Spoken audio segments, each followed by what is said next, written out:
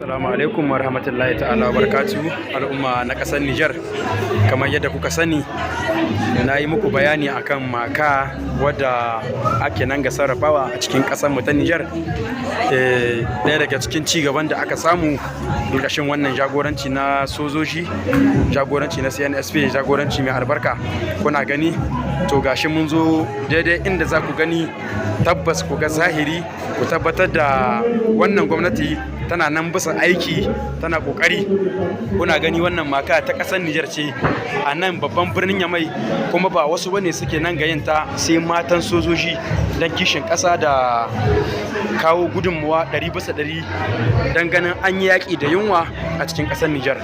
Insha Allah kuna gani maka da ce kuna gani ga ta nan wurin kala-kala, kuma irin abincin da kuka sani iri namu na ƙasa, iri na gaskiya, tun daga hatsi zuwa masara zuwa dawa da duk sauran wasu abubuwa wanda kuka sani muna nomawa a ƙasar mu ta Nijar, su ne ake sarrafawa a yi wannan maka.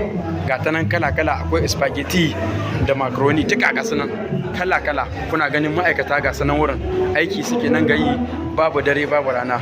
Wannan shine ɗaya daga ci gaban da CNSP ta kawo a cikin gwamnatinta, kuma insha Allahu muna kyautata zaton cewa nan gaba ƙasar mu ta Nijar, in Allah yarda, abinci ba dai mu je wata ƙasa mu kawo shi ba, sai dai a zo ƙasar mu a saye a huta da shi a wata ƙasa. Mu ya wadace mu, ba dai mu tai mu sau ba. Masha Allah.